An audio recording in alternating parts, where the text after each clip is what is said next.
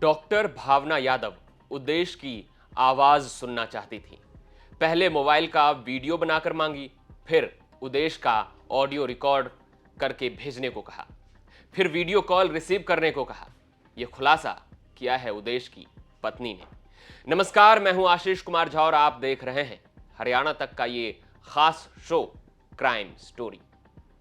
राजस्थान की डॉक्टर भावना यादव की हत्या के मुख्य आरोपी उद्देश यादव को पुलिस ने गिरफ्तार कर लिया है। उद्देश यादव वही शख्स है जिसने डॉक्टर भावना को जली हुई हालत में अस्पताल में भर्ती करवाया था। इसका एक सीसीटीवी फुटेज भी सामने आया है जिसमें उद्देश भावना को हॉस्पिटल में ले जाते हुए साफ दिख रहा है। भावना को हॉस्पिटल में भर्ती करवाने के बाद उद्देश ने ही भावना की मां को कॉल किया था और यह जानकारी दी थी कि भावना जल गई है। अब इस मामले में नया खुलासा हुआ है। दरअसल उद्देश और भावना में प्रेम प्रसंग की बात सामने आई है। दोनों एक दूसरे को कई साल से जानते थे। उद्देश की मां का कहना है कि भावना उद्देश से शादी करना चाहती थी, लेकिन भावना की मां नहीं चाहती थी कि यह शादी हो। इसके बावजूद भावना चाहती थी कि उसकी शादी उद्देश से ही हो, जिसको लेकर उसने हाई वोल्टेज ड्रामा भी किया। उद्देश की मां ने बताया कि उन्होंने भावना को 15 दिन का समय दिया था कि वो अपनी मां को राजी कर ले तो वो उनकी शादी करवा देंगे, लेकिन ऐसा नहीं हो पाया। आज से 5 साल पहले उस लड़के का फ़ोन आता है मेरे पास, आंटी मेरी शादी करवा दो उद्देश से, नहीं तो मैं मर जाऊंगी। उसके बाद मैंने ये कहा था उससे कि मेरा बेटा कल रखा है और आप डॉक्टर बनने जा रही हो और मैं हूँ एक घरेलू औरत, तो मुझे तो ऐसी चाहिए जो मेरा घर का काम करवा। तो उसने कहा मुझे सब कुछ आता है। उसके बाद बात होली, वो बात बहुत दिन पहले की होगी। उसके बाद उस लड़की ने बहुत हाई वोल्टेज ड्रामा किया अपने घर में शादी करने के लिए, लेकिन उसकी माँ ने भी किया है, अब कमरे में बंद होगी, मैं मर जाऊंगी लेकिन मैं ये शादी नहीं होने दूंगी। दोनों माँ बेटियों ने बहुत ज़्यादा ड्रामा किया है। तो उसके माँ ने मेरे बेटे से भी फ़ोन किया है, तो एक मामूली शक्ल रखा है, मेरी बेटी डॉक्टर बनेगी, तेरे और उसका क्या बराबरी से, ऐसे उन्होंने कही से क्या कि उसकी क्या बराबरी है, मैं अपनी बेटी की शादी बिल्कुल नहीं करूँगी। फिर भी मैंने सोचा हो सकता है मेरा बेटा भी उसे प्यार करता हो।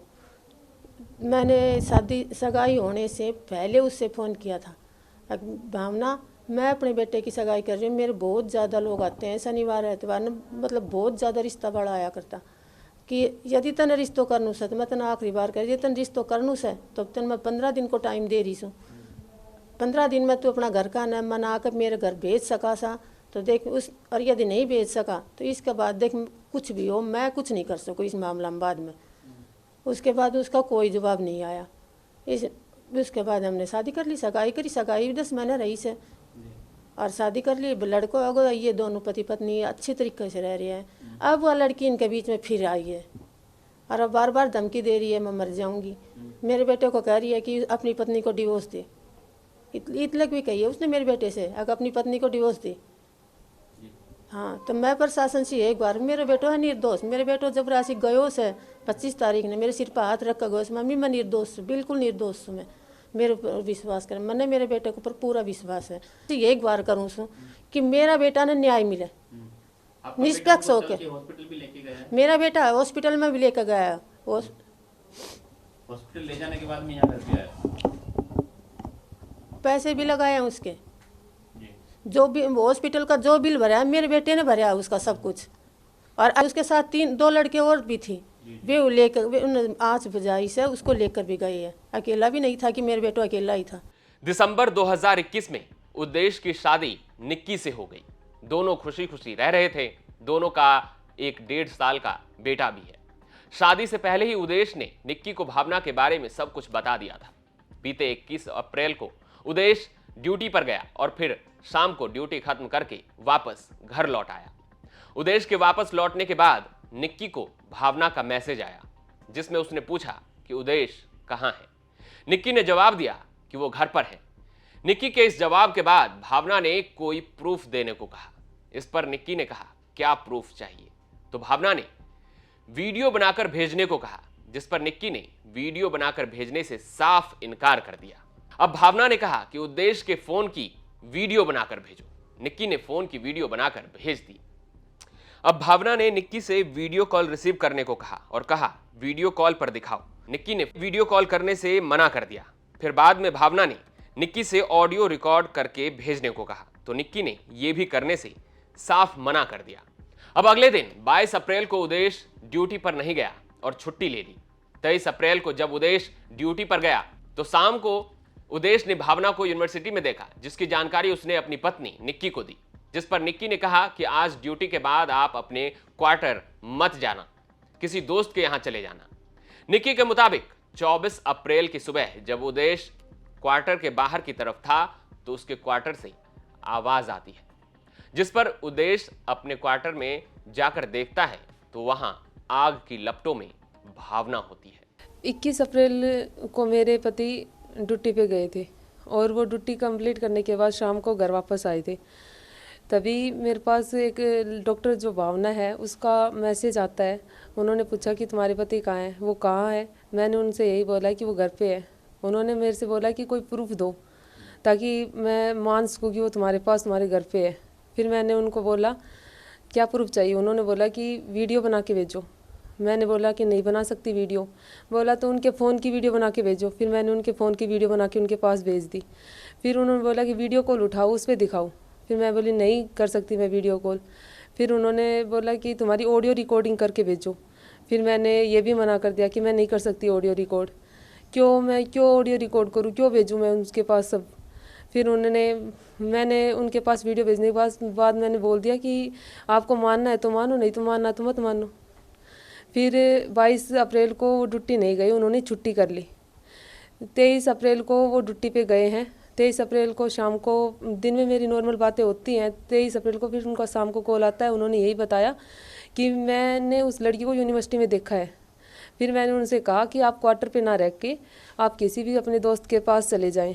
फिर मेरी उनसे बात सुबह होती है, नॉर्मल बात होती है, वीडियो कॉल पे भी होती है। वीडियो कॉल पे भी मैंने उनसे यही पूछा कि उनको कोई प्रॉब्लम तो नहीं है। उन्होंने बोला कि मुझे कोई प्रॉब्लम नहीं है, मैं एकदम सेफ़ हूँ, मैं ठीक हूँ, मुझे कोई प्रॉब्लम नहीं है। उसके बाद उनका मेरे पास 9:15 साढ़े 9 के समथिंग कॉल आता है।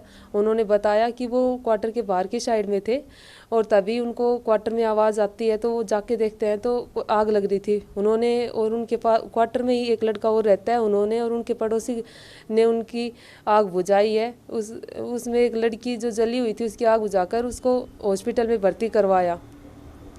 और भर्ती करवाने के बाद में उन्होंने उनकी मम्मी के पास भी कॉल किया है, पापा के पास कॉल किया, किसी के पास भी कॉल किया है, उनके पेरेंट्स के पास कॉल कर दिया और उनको बता दिया कि तुम्हारी लड़की भावना जल गई है।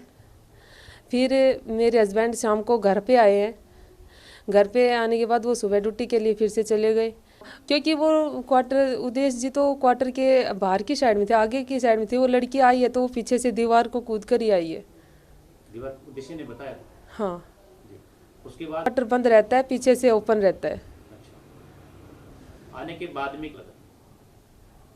इस बाहर था, उसको नहीं पता चला कि वो लड़की ने अंदर एंट्री कब की है। उसको बस आवाज़ सुनाई दी है और वो गए हैं तो उन्होंने देखा कि आग लगी हुई है।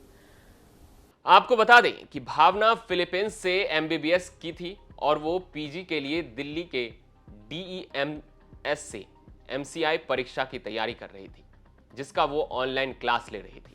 भावना हर सप्ताह वीकली टेस्ट देने दिल्ली जाती थी। 21 अप्रैल को भी भावना टेस्ट देने के लिए राजस्थान के बहरोड से दिल्ली गई थी। भावना टेस्ट देने जब भी दिल्ली जाया करती थी तो अपनी छोटी बहन के यहां रुकती थी। इस बार भी वो वहीं रुकी थी। इस दौरान 23 अप्रैल को जब भावना की मां से आखिरी बातचीत हुई तो भावना ने अपनी मां को कहा कि वो अगले दिन 24 अप्रैल को घर वापस आ जाएगी। लेकिन 24 अप्रैल को ही उदेश का भावना की मां को कॉल आता है, जिसमें भावना के जले होने की जानकारी दी जाती है।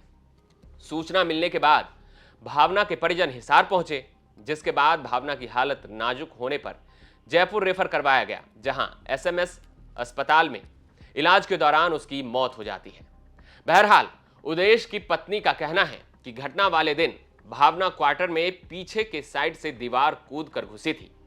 निक्की की बातों में कितनी सच्चाई है और भावना दिल्ली से वापस बहरौड़ जाने के बदले हिसार क्यों और कैसे पहुंची, ये एक बड़ा सवाल है। अब देखना होगा कि पुलिस जांच में क्या निकलकर सामने आता है। आप देख रहे थे क्राइम स्टोरी।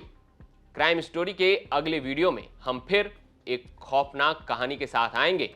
तब तक आप हरियाणा से जुड़ी तमाम खबर देखते रहें हरियाणा तक पर।